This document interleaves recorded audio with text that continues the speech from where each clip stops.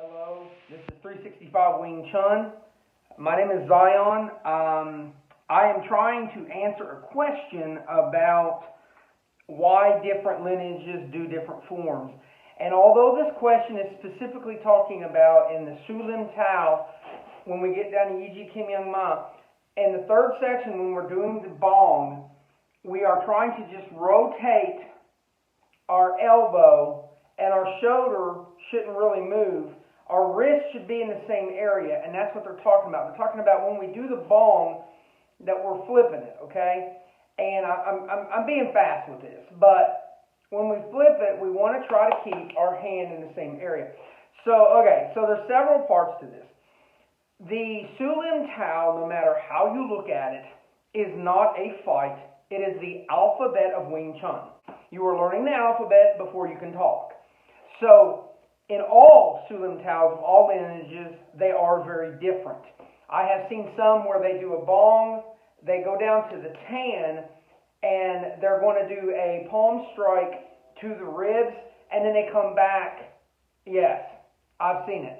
Also, with the when they're doing the fook, some of them when they're doing fook and they're coming out of that first form, and they're doing the fook here, they will go back and forth, up and down.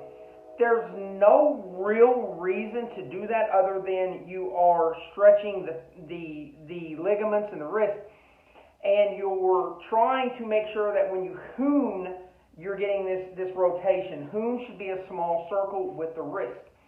So there's different lineages that are going to do different things. You're going to see the fook down, you're going to see the fook to the side.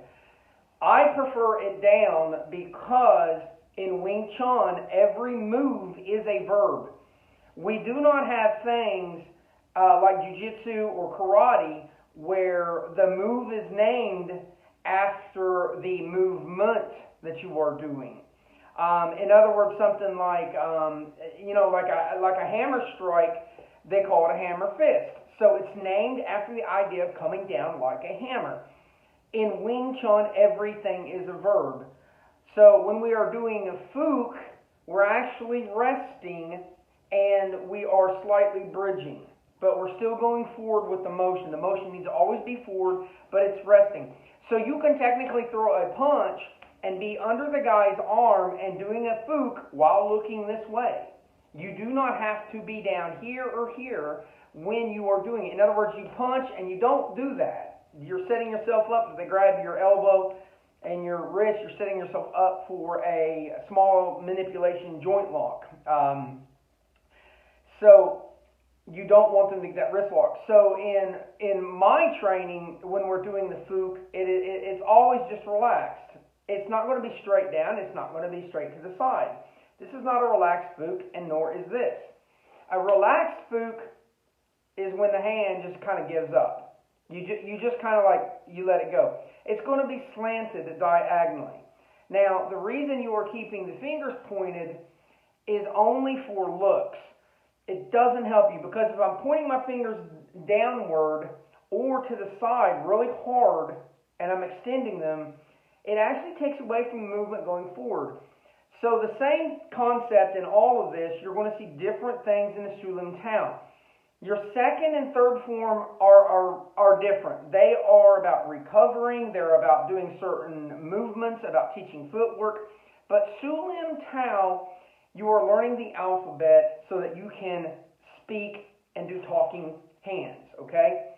So in most lineages following Ip Man, when you are either doing a punch or you're doing the tan in any of the forms,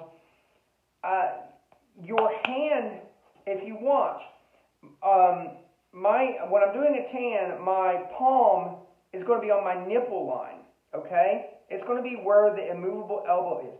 But when I do a fook, it's slightly over to the side. When I do a pak, it's to the center.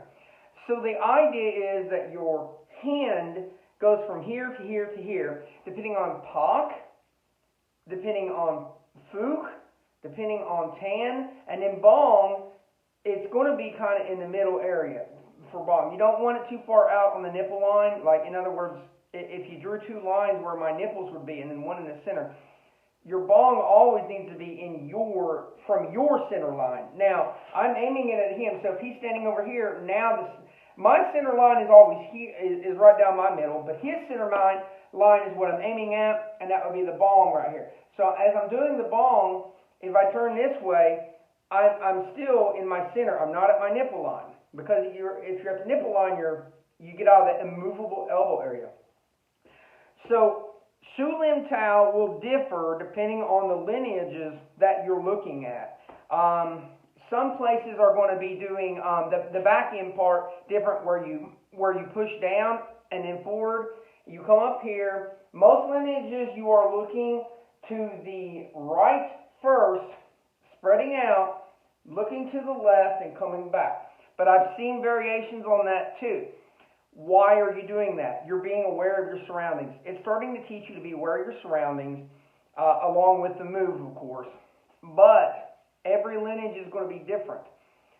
Your principal understanding of how you do the verbs is going to dramatically make your Wing Chun either bad or good.